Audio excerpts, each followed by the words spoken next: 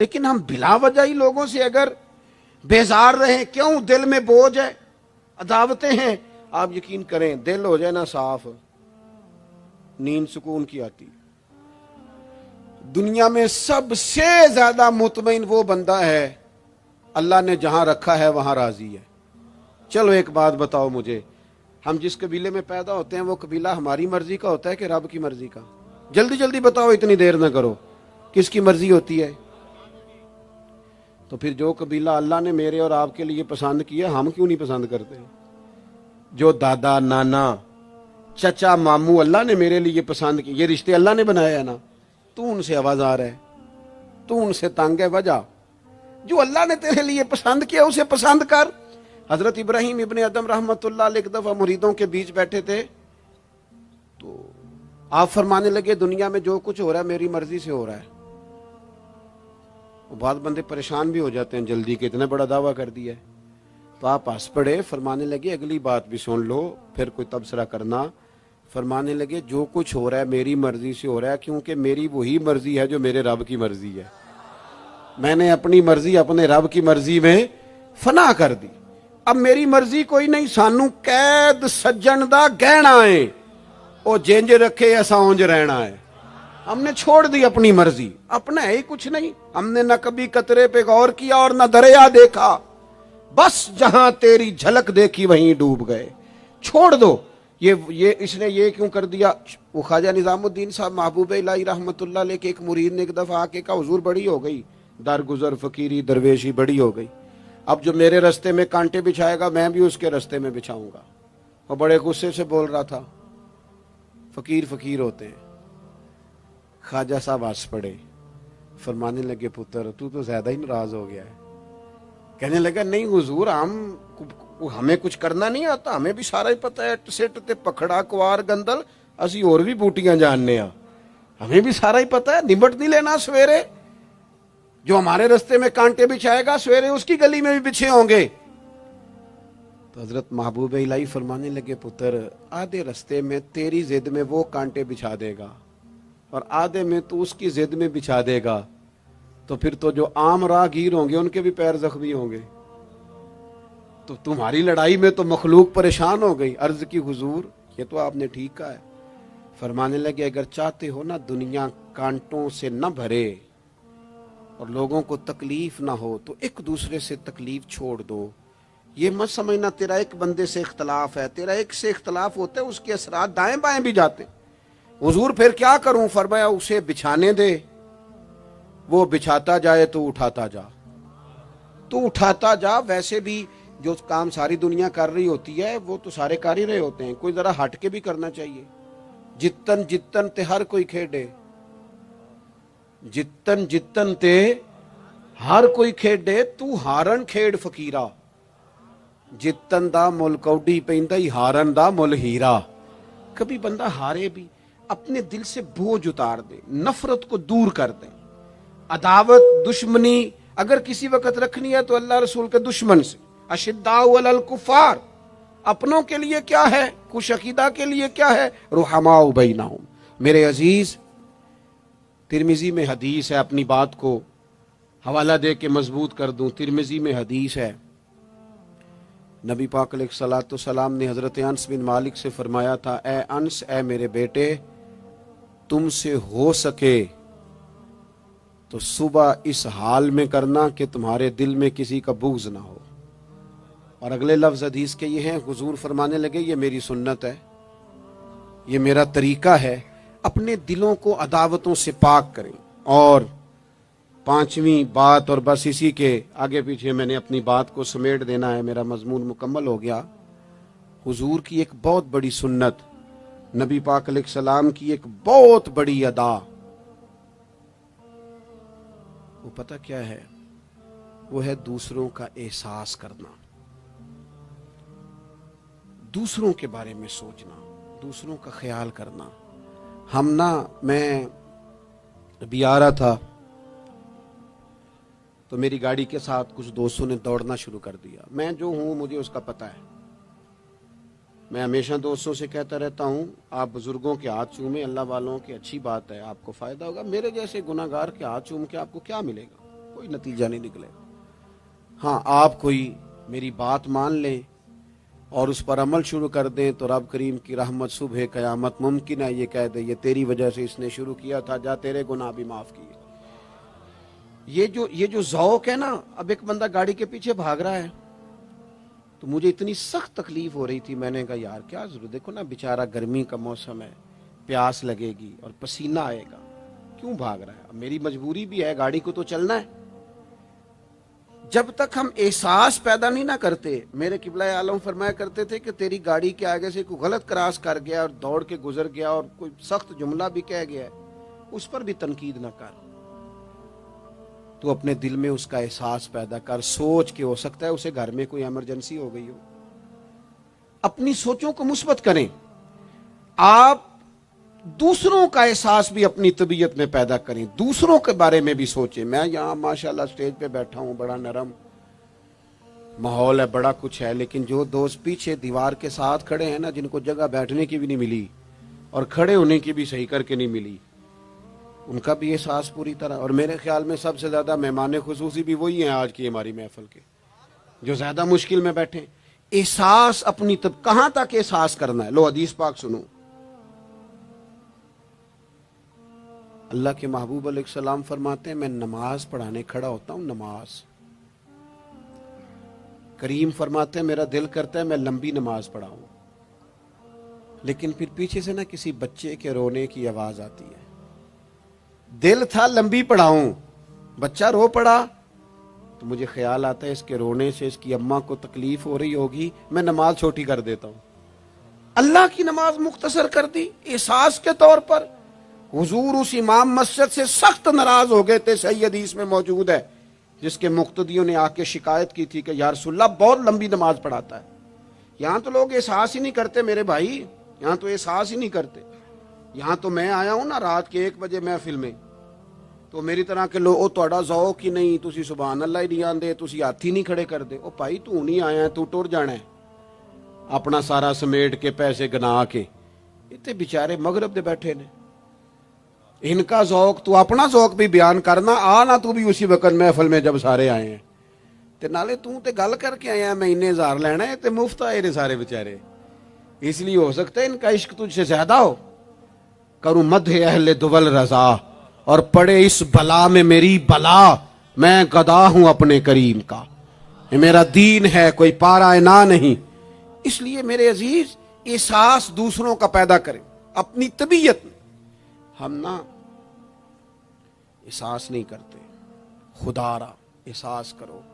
ٹھیک ہے پریشانیاں ہیں، لیکن میں جوان سے کہوں گا تو نوجوان ہے، باہر تجھے ٹینشنیں ہیں، کاروبار کی مسائل ہیں، پریشانیاں ہیں، لیکن اللہ نے تجھے جوان کیا ہے نا، حوصلہ دیا ہے نا، تو باہر کی ٹینشنیں باہر چھوڑ کے آیا کر.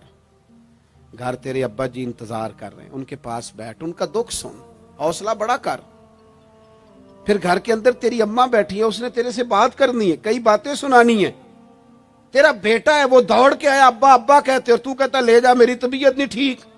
دنیا میں سب سے مصروف وقت رسول کریم نے گزارا ہے، لیکن حضور تو غلاموں کی بات بھی سنتے، حضور تو گھر والوں کو وقت بھی دیتے. سیدہ عائشہ صدیقہ فرماتی ہیں جب تک گھر میں رہتے گھر کا کوئی کام ہی کرتے رہتے. اور حضور تو نواسوں کو ٹائم دیتے، نماز کے وقت بھی ساتھ لے جاتے. کیوں ہم اپنے آپ سے دوسروں کا احساس نکال بیٹھیں، دوسروں کے بارے میں تھوڑا احساس. آپ تھوڑے دن پہلے نا، کچھ عرصہ پہلے کچھ لوگ آگے میرے پاس کہنے لگے کہ کوئی طالب علم کوئی عالم مل جائے مدرسے میں سے آپ کے، اور ہم نے نا وہاں اپنے ہاں امامت کے لیے اور جمعہ کے لیے اس کو لے جانا ہے. میں نے کسی طالب علم سے کہا چلے جاؤ. وہ کہنے لگے تنخواہ کتنی دینی ہے؟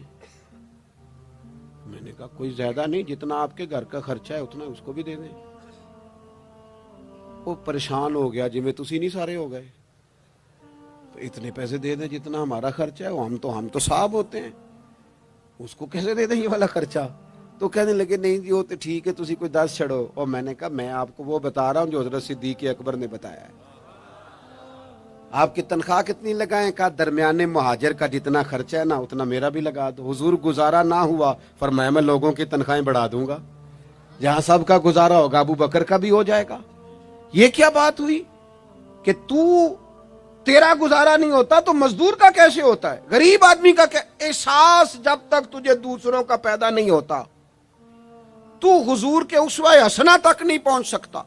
تو نے نبی پاک کا طریقہ نہیں اپنایا. یہ پتہ ہے حضور جو غاروں میں روتے تھے اور سارا دن تبلیغ کرتے تھے اور طائف تشریف لے جاتے تھے اور عکاظ کی منڈیوں میں جاتے تھے، یہ احساس تھا، یہ درد تھا جو میرے محبوب کو لے جاتا تھا. احساس تھا. حضور چاہتے تھے رب کا کوئی بندہ دوزخ میں نہ جائے. اللہ کے محبوب رات کو روتے، دن کو تبلیغ کرتے، گلی گلی جاتے، لوگوں کو سمجھاتے. کوئی ایک بار دین کی بات پوچھتا، 10 بار بھی اس سے پوچھتا تو بتاتے. کیوں؟ احساس ہے. بات ختم کرنے لگا ہوں. سیدہ طیبہ طاہرہ ام المومنین سیدہ عائشہ صدیقہ رضی اللہ تعالیٰ عنہ فرماتی ہیں ایک دن حضور مجھ سے فرمانے لگے، کریم فرمانے لگے عائشہ ایک بات بتاؤں تمہیں؟ یا رسول اللہ فرمائیے. تو کریم فرمانے لگے عائشہ جب تم مجھ سے راضی ہوتی ہو پھر بھی مجھے پتہ چل جاتا ہے، اور جب تمہارے دل میں کوئی بات ہوتی ہے پتہ مجھے پھر بھی چل جاتا ہے. کہتے میں نے جلدی سے عرض کی حضور میں اور آپ سے ناراض. تو فرمایا بتاؤں پھر؟ حضور بتائیے. فرمایا عائشہ کبھی کبھی قسم اٹھاتی ہو؟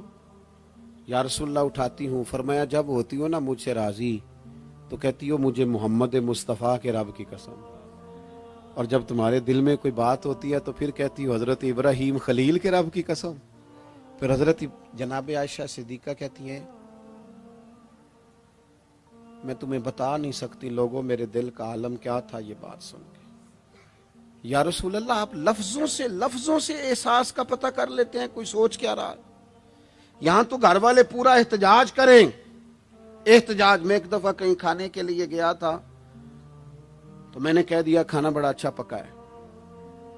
ایک آدھ اور بزرگ سے بھی میں نے وہ بات سنی تھی، پھر وہ پریکٹیکلی میرے ساتھ ہو، میں کھانا بڑا اچھا ہے جی. تھوڑی دیر کے بعد نا گھر کے اندر سے رونے کی آواز آنے لگی. تو مناسب تو نہیں ہوتا کسی کے گھر کے مسئلے میں ایسی بات پوچھنا، لیکن وہ جب ماحول زیادہ ہی بڑا تو میں نے میزبان سے کہا کہ خیر تو ہے گھر میں سب ٹھیک ہے؟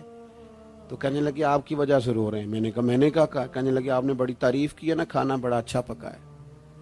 تو میری بیوی ہے تو عزیزوں میں سے پر وہ گھر غریب ہے. اس نے کہا 14-15 سال ہو گئے اس گھر میں کھانا پکاتے، آج تک نہیں کسی نے کہا اچھا پکا ہے. میں غریب کی بیٹی ہوں، آج وہ تعریف سنی ہے تو دل کسی اور طرف ہی چلا گیا ہے. اتنا بھی احساس نہیں جو صبح سے گرمی میں کھڑے. آپ کو پتہ ہے نبی پاک نے کبھی کھانے میں نقص نہیں نکالا تھا. سیدہ عائشہ کہتی ہیں پسند ہوتا تو کھا لیتے ورنہ چھوڑ دیتے. کبھی عیب تو ہنڈیا پھینک دیتا. آنا گرمی میں تو بھی کھڑا ہونا، جہاں اماں کھڑی ہے، بیوی کھڑی ہے، بہنیں کھڑی ہیں، کھڑا ہونا 10 منٹ. تو بھی احساس ہی نہیں، صرف اپنا ہی پتہ ہے. سیدہ عائشہ صدیقہ یہ حضور کا اسوہ حسنہ ہے. یہ طریقے اپناؤ زندگی میں. 4 5 8 چیزوں کو فقط سنت نہ سمجھو، یہ وسعت ہے حضور کے اسوہ نور میں. سیدہ عائشہ کہنے لگی، کریم فرمانے لگے تم قسم اٹھاتے حضرت ابراہیم کا نام لیتی ہو تو میں سمجھ جاتا ہوں. جناب عائشہ کہتی ہیں بس دل مچل گیا، کیفیت اور کی اور ہو گئی. میں نے کہا حضور پھر مجھے قسم ہو محمد عربی کے رب کی، میرے لبوں سے آپ کا نام ہی جاتا ہے، میرے دل میں آپ ہر وقت موجود رہتے ہیں. میرے عزیز کچھ باتیں آپ سے میں نے عرض کی. میں اپنی گفتگو کو بھی دیکھتا ہے جو بڑے مالدار ہوتے ہیں، اور ایسے لوگوں کو بھی دیکھتا ہے جو بیچارے ایک وقت کھاتے ہیں اور دوسرے وقت کے لیے پریشان رہتے ہیں. اپنی زندگی میں وہ صحت مند، توانا، خوبرو لوگوں کو بھی دیکھتا ہے اور بیمار اور کمزور، ضعیف اور ناتواں لوگوں کو بھی دیکھتا ہے. اس کے ارد گرد ایسے لوگ بھی ہوتے ہیں جو بڑی خوش و خرم زندگی گزار رہے ہوتے ہیں، اور ایسے لوگ بھی ہوتے ہیں جو کسی وجہ سے پریشان، تکلیف میں، گھٹے گھٹے سے ہوتے ہیں. انسان اپنے ماحول سے بھی سیکھتا ہے، معاشرے سے بھی سیکھتا ہے، اور پھر جب وہ لوگوں کے قریب جاتا ہے اور اپنے گھر سے اٹھ کر وہ لوگوں سے ملاقات کرتا ہے تو مختلف قسم کے مشورے، مختلف قسم کی آراء اور مختلف قسم کے مشیر اسے ملنا شروع ہو جاتے ہیں. ان ساری چیزوں کے ماحول میں انسان کی سوچیں پنپتی ہیں، اور اسے بالیدگی کا موقع ملتا ہے، وہ باشعور ہونے لگتا ہے، پھر وہ کسی ایک جگہ ٹھہر جاتا ہے۔ بعض اوقات کسی مالدار کی طرف دیکھ کر پوری طرح رک جاتا ہے اور سوچتا ہے کہ نہیں، میں پیسہ ہی کماؤں گا تو پھر ہی ٹھیک ہے۔ بعض اوقات کسی مشہور آدمی کو خوش قسمت سمجھ لیتا ہے اور پھر وہ کوشش کرتا ہے کہ جتنے بھی جتن کیے جائیں کسی بھی طریقے سے شہرت حاصل کی جائے۔ وہ اس طرح کر کے ہماری ملت کے جوان بھی، ہمارے لوگ بھی، پھر میں نے ایسے لوگوں کو بھی دیکھا ہے جو اگرچہ بہت بڑے کسی ادارے سے پڑے ہوئے تھے اور مالدار تھے اور وزادار تھے، اور انہوں نے یہ دیکھا کہ پاکستان میں آ کر، یہاں پہنچ کر مجھے خدمت کا کام کرنا چاہیے، آئے، اچھی نیتوں کے ساتھ آئے ہوں گے، کوئی ان کے پیچھے نیک مقاصد ہی ہوں گے، لیکن جب انہوں نے پاکستانی سیاست کا ماحول دیکھا نا، تو پھر نہ ڈگریاں نہ تعلیم کچھ بھی نہیں، وہ جس طرح کا ماحول تھا اسی طرح کے بن گئے، روایتی ہو گئے۔ کسی نہ کسی کے پیچھے یوں ہی لوگ لگ جاتے ہیں اور طرز زندگی اختیار کرتے ہیں۔ ہمیں لگنا ہوتا ہے کسی نہ کسی کے پیچھے، ہم پیروی کرتے ہیں لوگوں کی، لوگوں کو دیکھتے ہیں، اس حساب سے ہم اپنے آپ کو مرتب کرتے ہیں۔ پھر میرے بھائیوں، ایک مسئلہ اور بھی ہوتا ہے، انسانوں میں صرف خوبیاں نہیں ہوتی، عام انسانوں میں بشری کمزوریاں بھی ہوتی ہیں۔ ہم بعض اوقات کسی کے پیچھے چلتے ہیں تو تعریفوں کے پل باندھتے ہیں، محبتوں اور عقیدتوں کا لمبا چوڑا اظہار کرتے ہیں، پھر تھوڑا سا ٹائم گزرتا ہے اور تھوڑا سا قرب ملتا ہے تو پھر ہمیں اس بندے میں خامیاں نظر آنی شروع ہو جاتی ہیں۔ کورے ورک کتاب نہیں ہوندے،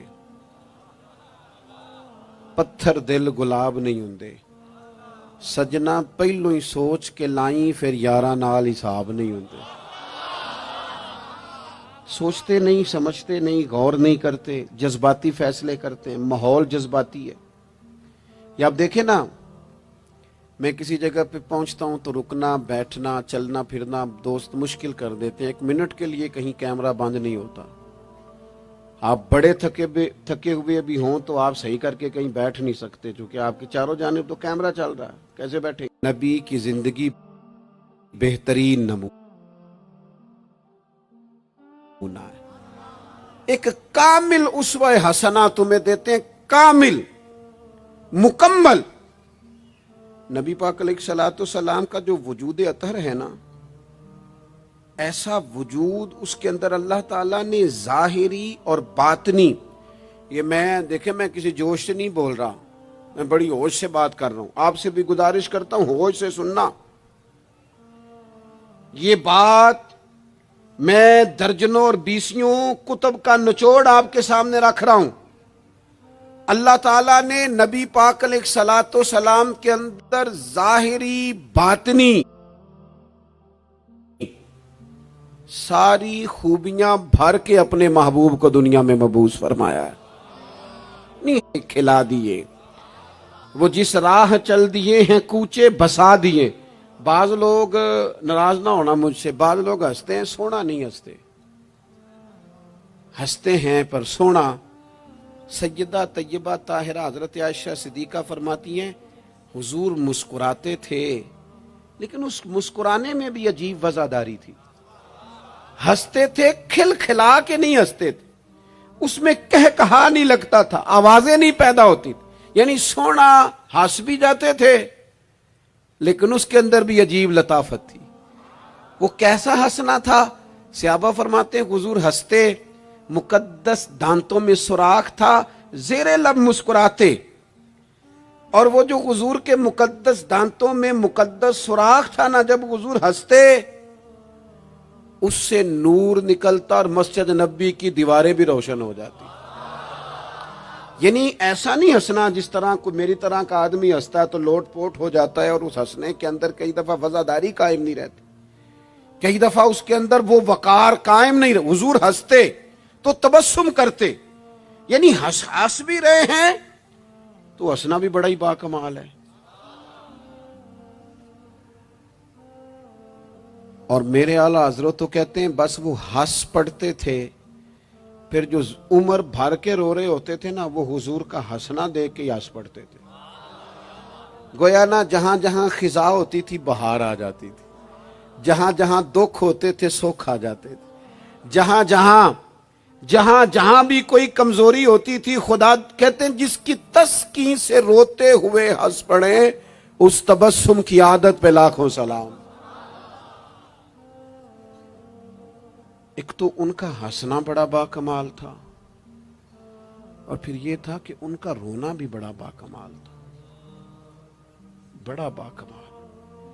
یعنی وہ کبھی رو پڑے اور کبھی کریم کی آنکھوں میں آنسو آ جائیں اور کبھی ان کے چہرے پر افسردگی آ جائے تو یوں لگتا تھا کہ پھولوں نے کھلنا چھوڑ دیا ہے, کلیاں اپنی جگہ سے ہٹ گئی ہیں. سمندر نے کہا نہیں اب شور نہیں کرنا. یوں لگتا تھا کہ تتلیاں اپنی جگہوں پہ بیٹھ گئیں. جب وہ کبھی روتے تھے تو یوں محسوس ہوتا تھا کہ جیسے چاند کہتا ہے کہ نہیں اب میں نے نہیں کھل کے چمکنا, محبوب تو رو پڑے. اور کبھی کریم روئے, آنکھوں میں آنسو آئے تو ان کے رونے میں حسن اتنا تھا, کمال اتنا تھا کہ جبریل امین آئے اور آ کے عرض گزار ہوئے, یا رسول اللہ سارے بھید جاننے والا رب پوچھتا ہے کریم سے پوچھو نا, محبوب سے پوچھو نا روئے کیوں ہیں, یہ رو پڑے ہیں کیوں روئے ہیں, سارے بھید جاننے والے مالک کیوں روئے. تو محبوب فرمانے لگے جبریل امت کا قیامت کا حساب, قیامت کی گرمی, اللہ تعالیٰ کا کرسی عدالت میں اپنی شان کے لائق جلوہ فروز ہونا, امت کی کمزوریاں سستیاں غفلتیں ان کو یاد کر کے رو پڑا ہوں, غم امت نے نڈھال کر دیا ہے. حضرت جبریل بارگاہ ایزوی سے پیغام لائے, محبوب کریم صلی اللہ تعالی علیہ وآلہ وسلم نے حضور روئے. تو جب جبریل امین یہ پیغام لے کے لوٹتے ہیں تو رب کریم نے کیا فرمایا؟ آپ کی توجہ ہے میری بات پر؟ مالک کریم نے کیا فرمایا؟ وہ آیت نازل ہوئی جس کے بارے میں امام زین العابدین رضی اللہ تعالیٰ عنہ فرماتے ہیں قرآن میں سب سے امید والی آیت یہ ہے. روئے حضور اور جناب جبریل پوچھ کر واپس گئے تو رب کریم نے فرمایا جا کے میرے محبوب سے فرما دیں وَلَسَوْفَ يُؤْتِيكَ رَبُّكَ فَتَرْضَىٰ, محبوب رب آپ کو اتنا دے گا کہ آپ اپنے رب سے راضی ہو جائیں گے. محبوب آپ کو راضی کریں گے, نہ روئیں, آپ کو راضی کریں گے آپ. اور حضور کیا فرماتے ہیں؟ فرمایا جب تک میرا ایک امتی بھی دوزخ میں کوئی نہیں راضی ہوتا. اللہ کیا جہنم اب بھی نہ سرد ہوگا؟ رو رو کے مصطفیٰ نے دریا بہا دیے. حضور کا ہنسنا بھی با کمال, رو دینا بھی با کمال. ان کا کسی بندے سے محبت سے اٹھ کے گلے لگانا بھی با کمال. اور کبھی حضور جلال کریں تو محبوب فرمانے لگے میں نے دعا مانگی ہے, اے اللہ اگر میں کسی کو جھڑک دوں تو اتنا ثواب دینا جتنا تو فرض نماز کا ثواب دیتا ہے. یہاں یہ بھی ہر زاویے سے, ہر نگاہ سے. میں کیا آپ کو عرض کروں, ہم نے نہ کبھی سیرت بیان کی میری طرح کے لوگوں نے, نہ قوم اس طرح سے سیرت کو پڑھتی ہے. سیرت نبوی کا ایک ایک پہلو کبھی کھولا جائے. یہ جو زمانے میں بے چینی پائی جاتی ہے نا, بے قراری پائی جاتی ہے اور ذہنی انتشار ہے اور فکری الجھاؤ ہے اور ٹوٹتی بکھرتی سوچیں, یہ ساری ختم ہو جائیں. ایسا ٹھہراؤ نصیب ہو, جینے کا بھی مزہ آئے اور مرنے کا بھی مزہ آئے. اگر حضور کی سیرت مقدسہ کو سمجھا جائے تو محبوب کی زندگی ہر طرح سے کامل ہے, مکمل ہے, اکمل ہے. آپ کہیں بھی اور جائیں گے. یہ آج کل موٹیویشنل اسپیکرز کا دور ہے. ہمارے بچے جدید پڑھے لکھے وہ کہتے ہیں میں فلاں موٹیویشنل اسپیکر کے پاس جاتا ہوں. جائیں آپ. بہت سارے لوگ ایسے انہیں کہیں تو وہ باز نہیں آتے, وہ تجربہ کر کے باز آتے ہیں. اور بالخصوص نئی نسل جو ہوتی ہے وہ بزرگوں کے تجربوں سے فائدہ نہیں اٹھاتی, وہ اپنے الگ سے تجربے کرنا چاہتی. اس کا بھی بڑا خطرناک نتیجہ برآمد ہوتا ہے. تو کوئی بندہ بھی جو آپ کو موٹیویٹ کرتا ہے نا کتاب و سنت کے بغیر, کوئی بھی آپ کو موٹیویٹ کر رہا ہے، وہ کیا کچھ کہہ رہا ہے، کیا کر رہا ہے، وہ کبھی بھی آپ کو تعلیم صحیح نہیں دے سکتا۔ کیوں؟ اس لیے کہ جو تعلیم وحی الہی کے بغیر ہوتی ہے وہ ناقص ہوتی ہے۔ انبیاء کی تعلیم وحی الہی کے ساتھ، لہذا اگر کوئی آدمی آپ کو موٹیویٹ کرتا ہے کتاب و سنت کے ساتھ، وہ آپ کو درست سمت لے کے جائے گا، ورنہ تو ہر آدمی آپ کو الجھا دے گا۔ میرے بھائی، نبی پاک کا اسوہ حسنہ، ہمارے ہاں لوگوں نے سنت شریعت سمجھ کس کو لیا ہے؟ ہمارے ہاں لوگوں نے سنت شریعت سمجھا ہے صرف پگڑی باندھ لی، بہت عظیم سنت ہے امامہ باندھنا۔ بعض لوگوں کا خیال ہے صرف داڑھی رکھنا، داڑھی بہت عظیم سنت، بہت عظیم سنت، انبیاء کرام کی پسند ہے۔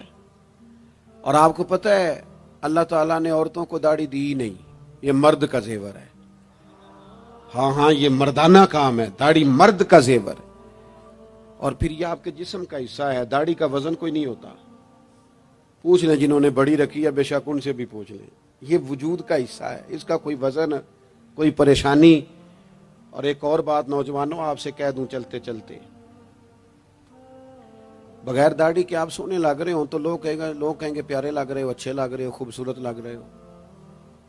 اور داڑھی کے ساتھ اگر کسی کو پیارے لگو نا تو جو تعریف کرے گا وہ تو تعریف ہی بڑی روحانی قسم کی ہے، وجدانی۔ یعنی آپ داڑھی کے ساتھ اچھے لگیں تو لوگ کہتے ہیں کتنا نورانی چہرہ ہے۔ اب دیکھو اس تعریف کے پیچھے جو جملوں کی ترتیب ہے اس میں حسن کتنا، داڑھی، امامہ، سفید لباس، اور پھر یہ کہ مسواک کرنا بڑی اعلیٰ سنت ہے، میٹھا کھانا بڑی اعلیٰ سنت ہے۔ لیکن یہی 4-5 سنتیں نہیں میرے بھائی حضور کی، یہ بہت بڑا مسئلہ ہے۔ بعض لوگ سمجھ فلاں جی سنت شریعت پہ عمل کرتا ہے، کیا کرتا ہے کہ داڑھی پگڑی والا ہے، وہ خدا کے بندے یہ عظیم سنت ہے، کون اس کا انکار کر رہا ہے؟ لیکن نبی پاک کا تو اسوہ حسنہ ہے، اس کے پیچھے تو پوری زندگی ہے۔ ادھر دیکھو میرے، اچھا پھر ایک اور بات، بعض لوگ سمجھتے ہیں میٹھا بولنا صرف سنت ہے اور اخلاق کی علامت ہے، صرف میٹھا بولنا۔ آپ نے ناراض نہیں ہونا، میٹھا تو بعض بندے اپنے مطلب کے لیے بھی بولتے ہیں، وہ کام نکلوانے کے لیے بڑا میٹھا میٹھا بول رہے ہوتے ہیں۔ اور سنو میرے بھائی، صرف میٹھا بولنا ہی سنت نہیں، ہمیشہ سچ بولنا سنت ہے، ہمیشہ صحیح بات کرنا، دیانتدار رہنا۔ تو سمجھتا ہے 4 5 6 8 چیزیں ہی سنت ہیں؟ او خدا کے بندے، نبی پاک کی جو ادا سب سے پہلے دنیا کے سامنے آئی اور حضور کی جس ادا سے، سنت سے لوگوں کو سب سے پہلے واقفیت ہوئی، شور نہیں پڑ جاتا کسی چیز کا دنیا میں، معاشرے میں فلاں بندہ یہ کرتا ہے، فلاں ایک بندے کا ایک چیز تعارف بن جاتی ہے۔ تعارف، کوئی چیز لوگوں کے وجود کے ساتھ، نام کے ساتھ سابقہ لاحقہ بن جاتی ہے۔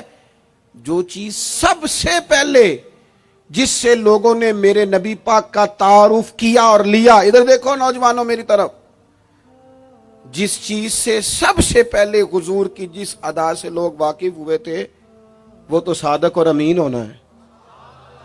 سب سے پہلے لوگ واقف ہوئے تھے کہ ہمیشہ سچ بولتے ہیں، ہمیشہ سچ۔ ملت کا جوان تو لوگوں کو ہنسانے کے لیے جھوٹ بولتا ہے، کوئی فائدہ نہیں، کوئی فائدہ نہیں۔ جھوٹ بولنے کے لیے ڈینگے مارتے ہیں، بڑکے مارتے ہیں، میں یہ ہوتا ہوں، میں وہ ہوتا ہوں۔ جھوٹ بولتے ہو، کیوں زیادتیاں کرتے ہو اپنے ساتھ؟ نبی پاک علیہ السلام کی تو پہلی ادا، پہلی سنت جس سے لوگ واقف ہوئے وہ صادق اور امین ہونا ہے، اور لوگ کمزوری دکھاتے ہیں۔ میں آپ سے عرض کروں، آج پتہ ہے میرے ملک کا حال کیا ہے؟ آج اتنے درد میں ہیں لوگ، اتنی تکلیف میں ہیں۔ امیر لوگ تو پیٹرول پہ بحث کرتے ہیں، پیٹرول پہ زیادہ تر وہ لوگ بحث کرتے ہیں جن کی گاڑیاں بڑی ہوتی ہیں۔ غریب پیٹرول پہ بحث نہیں کرتا، وہ تو کہتا ہے کرایہ 10 روپے بڑھ گیا بس کا، کیونکہ اس کو تو بس میں آنا جانا ہے، پیٹرول سے تو اس کا لینا دینا نہیں۔ یہ تو امیروں کی باتیں، تگڑے لوگوں کی باتیں۔ یہ سارا عالم، اس ملک کا سب سے بڑا مسئلہ نہ قانون کا ہے، نہ معیشت معاشرت کا ہے، اس ملک کا سب سے بڑا مسئلہ دیانتداری کا ہے۔ یہاں اگر دیانتداری ہو جائے، سچ بولنے والا، بات کرنے والا سچ بولے۔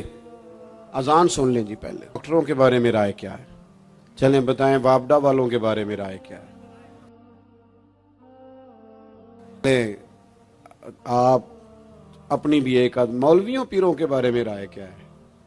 بس یہی حال کیا گیا، الا ماشاءاللہ بد اعتماد کر دیا گیا۔ ایسا نہیں ہے کہ صرف کسی ایک گروہ ایک طبقے کے بارے میں بددیانتی کو فروغ دیا گیا، جھوٹ کو۔ آج بھی کسی بھی شخص کو آپ لے لیں، اس کے بارے میں سچائی سے زیادہ جھوٹی خبریں زیادہ پھیلائی جاتی ہیں، افواہوں کا دور۔ اپنی زندگی میں جوانوں سچ بولو، دیانتداری کا مظاہرہ کرو۔ اس ملت کا جوان کیسے ترقی کرے گا جس کی ماں کہتی ہے کہ پتر تو سچ ہی نہیں بولتا، تو جاتا کہیں ہے بتاتا کہیں ہے، تو بات ہی ٹھیک نہیں کرتا، کیسے بات سنو۔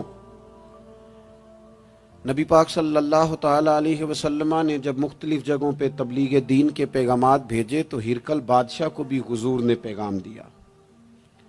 وہ بڑا سیانہ آدمی تھا، سمجھدار تھا، معاملہ فہم تھا۔ اس نے کہا میں کوئی جذباتی فیصلہ نہیں کرتا، کچھ چیزوں کے حضور کے بارے میں کچھ چیزوں کے سوالات میرے ذہن میں ہیں۔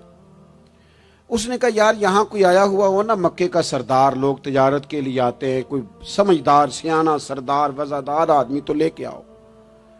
ابو سفیان ابھی مسلمان نہیں ہوئے تھے، وہاں گئے ہوئے تھے، اور آپ کو پتہ ہے کہ وہ ہر جنگ میں آگے تھے کلمہ پڑھنے سے پہلے۔ ان کو بلا کے لوگوں کو پتہ چلا یہ آئے ہوئے ہیں، تو لے جا کے بادشاہ کے سامنے کھڑا کر دیا۔ ابو سفیان کہتے ہیں جب اس نے سوال جواب شروع کیے تو ظاہر ہے میں مخالف گروہ میں تھا۔ جب کوئی مخالف گروہ میں ہوتا ہے اس نے تعریف تو نہیں نہ کرنی ہوتی، وہ صرف ہمارے ملک میں رواج ہے کہ لوگ جو پارٹی چھوڑ کے آ رہے ہوتے ہیں اس کی بھی تعریفیں کر رہے ہوتے ہیں، اور جدھر جا رہے ہوتے ہیں پھر اس کی بھی۔ اللہ جانے کیسے اپنے دل کو سمجھاتے ہیں، ضمیر کو مطمئن کرتے ہیں، اللہ ماشاءاللہ۔ ابو سفیان کہتے ہیں میں چونکہ دوسرے گروہ میں تھا تو بادشاہ نے جو بات بھی پوچھی میں نے رائے مخالف دی۔ جو بھی پوچھا کہ وہ محبوب علیہ السلام جو دعوی نبوت کرتے ہیں، ان کا کلمہ پڑھنے والے امیر ہیں، غریب ہیں، بات کیا ہے، جنگیں ہوئی ہیں تو نتیجہ، ایک طویل گفتگو ہے۔ ابو سفیان کہتے ہیں آخر میں بادشاہ نے ایک سوال پوچھا، یہ جوان زیادہ غور کریں گے، سوال پوچھا۔ ابو سفیان کہتے ہیں مجھ سے کہنے لگا وہ جس کریم محبوب علیہ السلام نے دعوی نبوت کیا ہے، کیا کبھی انہوں نے جھوٹ بھی بولا ہے؟ ابو سفیان کہتے ہیں میں چپ کر گیا۔ ایک منٹ کے لیے میرے دل میں خیال آیا معاذ اللہ کہہ دوں بولا ہے، پھر میں نے سوچا یہ تو عرب کی وزاداری کے خلاف ہے کہ میں جھوٹ بولوں۔ اور پھر ابو سفیان کہتے ہیں میرے دل کے کونے سے آواز آئی میں کوئی اور بات کروں گا تو شاید کوئی تھوڑی دیر کے لیے سوچے، اور اللہ کے رسول نے جھوٹ بولا یہ تو مانے گا ہی کوئی نہیں، یہ تو مخالف نہیں مانیں گے، کافر مشرک نہیں مانیں گے۔ بادشاہ کہنے لگا سوچتے کیا ہو، بتاؤ کیا کبھی انہوں نے جھوٹ بولا ہے؟ تو ابو سفیان کہتے میرے ہاتھ میں چھڑی تھی، میں نے اٹھا کے دوبارہ زمین پہ رکھی۔ میں نے کہا بادشاہ وہ رشتے میں میرے بھتیجے لگتے ہیں، میری ان سے مخالفت ہے، میں ان کے مقابل فوجیں تک لے کے آتا ہوں، وہ ہمارے بتوں کو برا کہتے ہیں، رائے کا اختلاف اپنی جگہ پر، لیکن وہ میرے سامنے پیدا ہوئے میرے بھتیجے ہیں، میں نے انہیں ماں کی گود میں بھی دیکھا ہے، دادا کے کندھوں پہ بھی دیکھا ہے، سیدہ خدیجہ کا دولہا بنے بھی دیکھا ہے، میں نے ان کی گود میں ان کی بیٹیوں کو کھیلتے بھی دیکھا ہے۔ اختلاف اور مخالفت اپنی جگہ پر وہ کریم میرے سامنے پیدا ہوئے اور ان کے مقدس بال میری آنکھوں کے سامنے سفید ہوئے، ان کی زبان سے جو بھی نکلتا ہے حق اور سچ ہی نکلتا ہے۔ وہ اسیر دشمن کی چاہ میں بھی، مخالفوں کی نگاہ میں بھی وہ امی ہے، صادق ہے، معتبر ہے، میرا پیغمبر عظیم تر ہے، کبھی زبان سے جھوٹ نہیں نکلا۔ اللہ آپ کو جزا دے۔ سنیں جی، کچھ خطیب بغیر نعروں کے بھی تقریر کر لیتے ہیں یار، اونچی سبحان اللہ کے بغیر بھی کام چل جائے گا انشاءاللہ۔ آپ خالی سنتے جائیں نہ بھی سبحان اللہ کہیں، پھر بھی گزارا، اثر کرے نہ کرے سن تو لے میری فریاد، اور نہیں ہے داد کا طالب یہ بندہ آزاد۔ میرے عزیز، نبی پاک علیہ الصلوۃ والسلام نے سچ بولا۔ ابو سفیان کہتے ہیں ان کی زبان سے سوائے حق سچ کے کبھی کچھ نکلا؟ کریں نا تھوڑی پابندی ہم بھی سچ کی، کریں نا۔ اچھا ہم بولتے ہیں سچ، بہت سارے لوگ سچ بولتے ہیں، लेकिन वो दूसरों के बारे में बोलते हैं, अपने बारे में नहीं बोलते। उसने इतना झूठ बोला, उसने इतनी करप्शन की, फलाने ने ये करे, दूसरों के बारे में बोल रहा है। अपने बारे में सच बोल, अपने बारे में तू बता, तूने क्या क्या क्या क्या किया है ना, इधर उधर की तू बात कर, बता के काफिला क्यों लुटा। मुझे राहजनों से गरज नहीं, तेरी राहबरी का सवाल है, तू कहां था, अपनी बात बता। अबू सुफियान कहते हैं जब मैंने बादशाह को ये बात बताई ना, तो उसने चादर कंधे पे रखी और वो जाने लगा। तो मैंने कहा यार तूने इतनी बातें पूछी, मैंने इतने जवाब दिए, कोई नतीजा, बात का कोई रिजल्ट भी निकलता है ना, कोई एंड भी होता है, कोई नतीजा बता। तो कहते हैं बड़े तहम्मुल से, बुर्दबारी से बादशाह हंस पड़ा, हंस के कहने लगा नतीजा तो निकल आया। कहा क्या नतीजा निकला? तो कहने लगा यार जिस बंदे ने कभी बंदों से झूठ नहीं बोला, वो ये वाला झूठ क्यों बोलेगा कि मैं अल्लाह का रसूल बन के आया हूं। जो बोलते ही सच हैं, तो फिर गोया वो कह रहा था मान लो कि ये भी वो सच ही बोलते हैं कि मैं अल्लाह का रसूल बन के आया। एक तो हुजूर की इस अहम अदा को अपनाओ। आपको पता है किसी बाप ने किसी मजबूरी से कभी कहा होगा अपने बेटे को, चले 2 मिनट के लिए मान लेते हैं कोई मजबूरी होगी, उसने चले फर्ज किया किसी मजबूरी के तहत उसने कहा था अपने बेटे को कि बाहर जो बंदा आया उसे कह दो कि मैं घर में नहीं। चले मान लिया 2 मिनट के लिए तेरी मजबूरी थी, लेकिन मैं जिम्मेदारी से कहता हूं तूने एक दफा अपने पुत्र से कहा था ना झूठ बोल दे मैं घर नहीं, फिर तू सारी जिंदगी मिन्नत करेगा वो तेरे साथ भी सच नहीं बोलेगा। इतनी बड़ी बीमारी है, ये घर तोड़ती है, घर, ये कबीले तोड़ती है, रिश्तों को कमजोर। क्यों झूठ बोलते हो रिश्ता करते वक्त कि बच्चा ये कमाता है ये कमाता, क्यों झूठ बोलते हो? साफ सुथरी 2 टोक बात करो। इतना बड़ा रिश्ता मियां बीवी का जो अल्लाह की निशानियों में से निशानियां झूठ पर कायम करते हो। बेटी के वालिदैन भी अल्लाह माशाल्लाह झूठ बोलते हैं, ये दे देंगे ये दे देंगे, बाद में कहते हैं लड़के वाले लालच करते हैं। आपने पहले लालच खुद पैदा किया, क्यों कहानियां सुनाई? इतना अहम रिश्ता जिसकी बुनियाद पर सारा घर चलना था, वो रिश्ता बद एतमादी पर कायम है। जब एक दूसरे पर एतमाद ही नहीं है तो सुकून कैसे आएगा? अपनी जिंदगी में सच लाओ। दौलत लाने से ज्यादा जरूरी सच लाना है। घर में महंगी चीजें लाने से बेहतर है अपने घर में सच ले आओ, दयानतदारी ले आओ, घर भी बच जाएगा, कबीला भी बच जाएगा। जिम्मेदारी से कहता हूं सच बोलो, दयानतदार हो जाओ, मुल्क भी बच जाएगा। इस उम्मत का भलाई इस काम में है, ये हुजूर का उसवा हसना है। और तीसरी बात, नबी पाक की सुन्नत सिर्फ मिसवाक लेके दांत साफ करना ही नहीं, दिल साफ रखना भी मेरे नबी की सुन्नत है। दिल साफ रखना भी हुजूर का तरीका। दिल बड़े बोझ होते हैं हमारे दिलों पर, मुफ्त की नाराजगी, कोई लेना देना नहीं। वो जी फलाने बंदे ने ना जी अपनी बच्ची की शादी की या बच्चे की शादी की, रिश्तेदार ने मुझे पूछा नहीं। भाई आपको क्यों पूछते, आप क्या हैं? उनका घर था, आपको आप बिला वजह आप नाराज हो के अपने घर में क्यों पूछते? आपको किस किताब में लिखा है, किस शरीयत में लिखा है, कहां कानून है आपसे पूछा जाए? वो फलाने बंदे ने मेरे बारे में बात की होगी, और यार तू इतना अहम नहीं है सारी दुनिया तेरे खिलाफ बातें करे, तू मुफ्त में टेंशन ले गया। वो जो 2 बंदे दूर खड़े हैं वो कोई और बात कर रहे हैं, तेरी नहीं कर रहे। मुफ्त में अपने दिलों में बोझ, मुफ्त में बदगुमानियां। और जी फलाना बंदा अमीर हो गया, कैसे हो गया? ये तेरी ड्यूटी है, तेरी जिम्मेदारी है।